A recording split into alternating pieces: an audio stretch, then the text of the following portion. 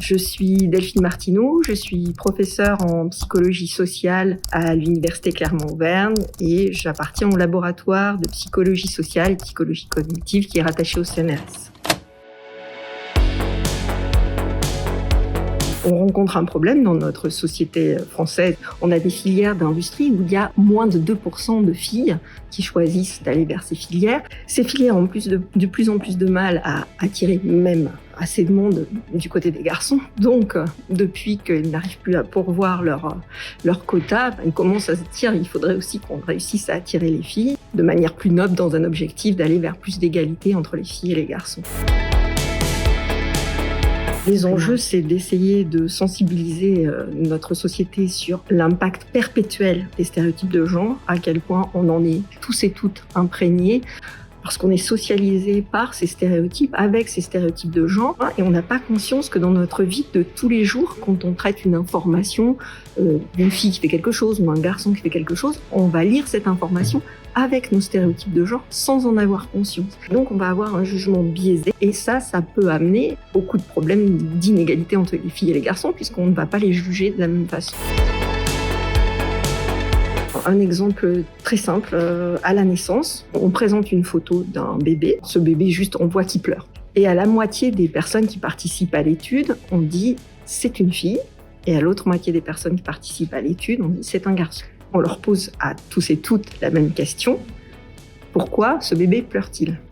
Et en fait, la réponse des adultes qui étaient, auxquels on a dit que c'est une fille vont penser que c'est parce qu'elle a peur, parce qu'elle est malade. Dans le groupe où on leur a dit c'est un garçon, eh bien eux disent il a faim, il est en colère. On voit bien que quand on dit c'est un garçon, on interprète de l'action, une volonté, une indépendance, alors que la fille, elle est plus dans elle subit. Et ça, c'est très très fondamental dans les stéréotypes de genre, pour vous dire que c'est très très tôt. Il y a beaucoup d'actions sur les modèles, mais en fait, dans la façon dont c'est fait, nous savons que ce n'est pas efficace parce que la plupart du temps, on ne remplit pas les conditions. Et ces femmes sont trop en décalage. Il faut qu'un modèle soit quelqu'un qu'on perçoit comme accessible. Il y a un mouvement, il y a une volonté, mais il y a encore beaucoup de choses à faire.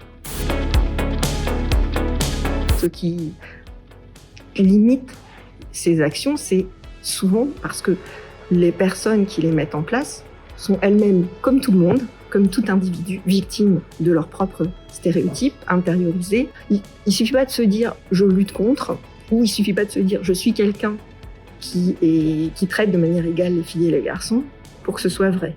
Il faut tout le temps être vigilant et tout le temps se dire « j'ai probablement un jugement stéréotypique, je réfléchis un peu » et là, si on se donne quelques secondes, une minute de plus de réflexion, on peut le corriger. Mais si on se dit juste « non, moi je suis égalitaire, donc mon jugement n'est pas biaisé », il le sera. Souvent, un discours qui est tenu, c'est que si on n'a pas de filles dans les filières scientifiques, on évoque que les filles manquent de confiance en soi.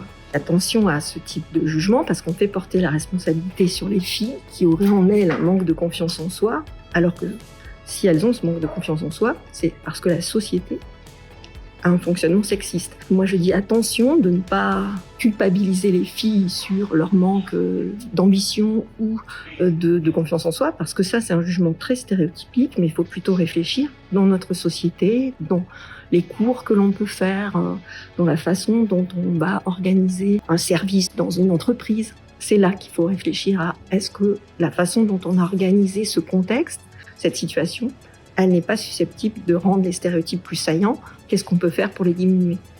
Et là, on n'aura plus à se poser la question de les filles qui seraient ou non, qui auraient confiance ou non en elles. La responsabilité, elle est sur le système, la société et à des plus petits niveaux, l'école, des entreprises. Chacun doit réfléchir à la façon dont il organise son fonctionnement.